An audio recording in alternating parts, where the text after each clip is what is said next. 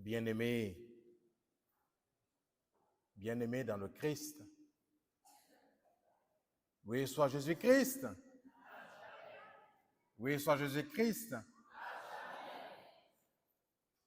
Dans nos échanges interpersonnels, dans nos échanges dans les rues, dans nos vies professionnelles, sur les réseaux sociaux, on entend parler de nombreuses crises.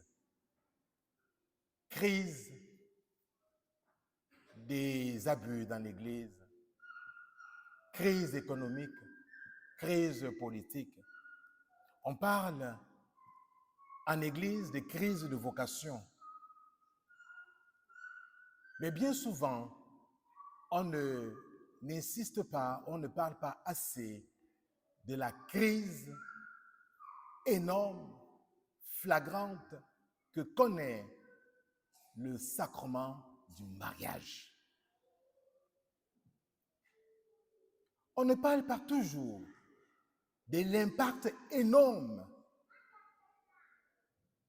de la banalisation du sacrement de mariage sur la société et sur les individus. Comment peut-on expliquer ce mal-être, si je peux dire ainsi, du sacrement du mariage? En fait, on pourrait expliquer cela par le fait qu'aujourd'hui, nous avons un regard impertinent sur le mariage. L'institution même du mariage est mise à mal dans la société, pour ne même pas aborder encore l'aspect religieux. En discutant avec quelques personnes, certains affirment, mais pourquoi se marier si demain on va divorcer? Il faut faciliter les choses d'un point de vue administratif.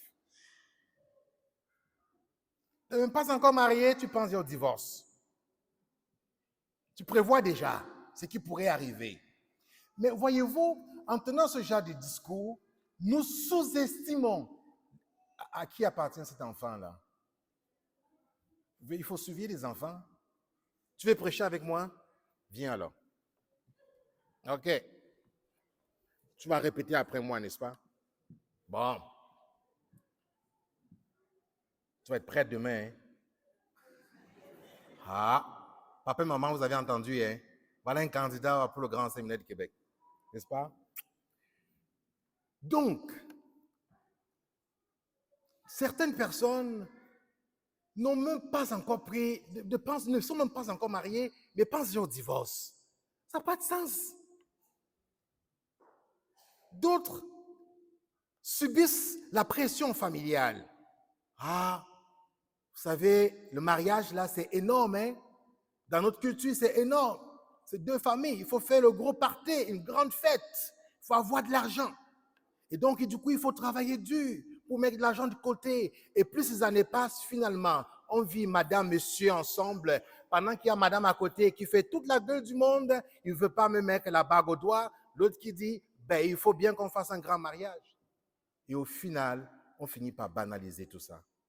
Voyez-vous, bien-aimés dans le Christ, nos propres conceptions, nos propos à l'égard du mariage, quand nous les exprimons publiquement, que pensons-nous que nos jeunes, que pensons-nous que l'impact que ça va avoir sur nos jeunes? Si un enfant grandit sans avoir été témoin du mariage de ses parents, d'un témoignage chrétien, si un enfant grandit en entendant autour de lui que ce n'est pas important de se marier, mais pourquoi l'enfant prendra au sérieux le sacrement du mariage? Le regard, oui, tu voulais dire? Tu en as marre? La fête de maman, c'est quand? Ok. Oui. Mais voyez-vous, bien-aimés dans le Christ, le regard impertinent que nous portons, que nous avons à l'égard du mariage, va même plus loin. De manière inconsciente ou consciente, ça pousse même au rejet du don de la vie, à ne même pas respecter la vie. à ne pas respecter la vie.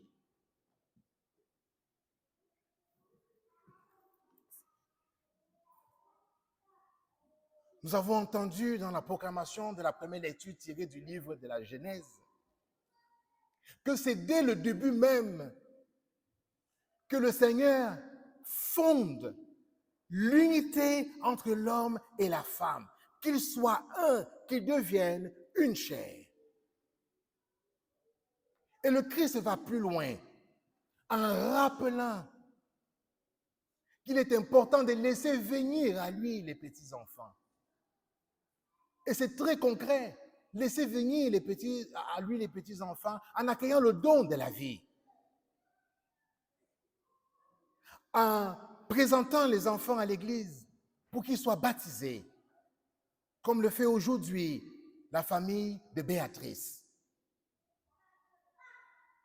en acceptant de cheminer en communauté pour la formation à la vie chrétienne de nos enfants ensemble.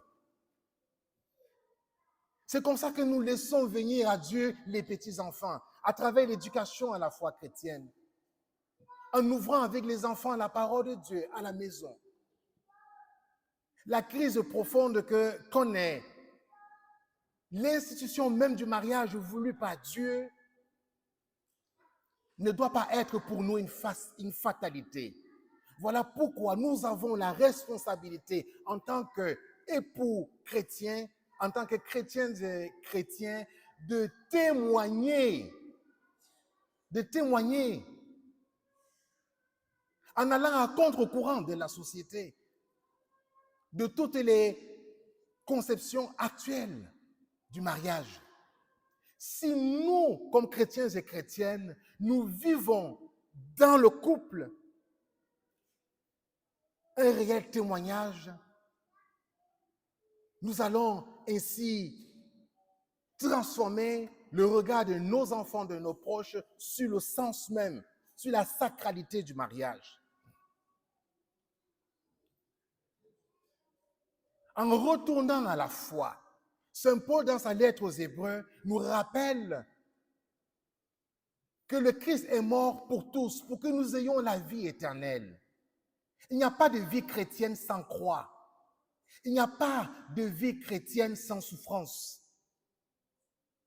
Parce que la résurrection passe par la croix, nous devons avancer à travers toutes nos vocations particulières, mais plus particulièrement à travers le mariage, en étant conscient que les épreuves font partie de la réalité chrétienne, mais que ce n'est pas la fin.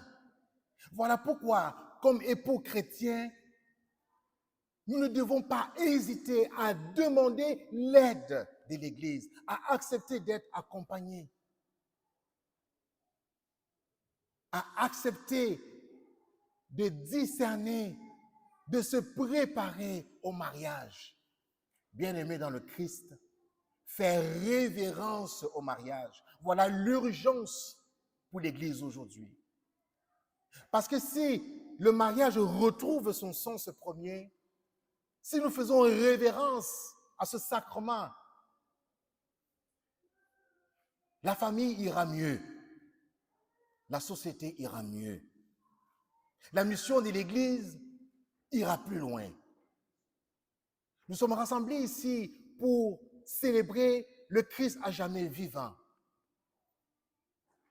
Que rien ne vous décourage dans votre discernement, dans votre désir de vous marier. Que rien ne vous décourage à travers ce que vous pouvez vivre comme difficulté, comme épreuve. Seule la foi en Jésus-Christ pourra nous fortifier, nous donner d'avancée. Seule la foi en Jésus-Christ que nous transmettons à nos enfants par le sacrement du baptême sauve. Demandons au Seigneur au cours de cette Eucharistie le courage du témoignage chrétien, l'audace de retourner à la source, de placer le Christ au cœur de nos vies chrétiennes, au cœur de nos familles, au cœur de nos discernements. Amen.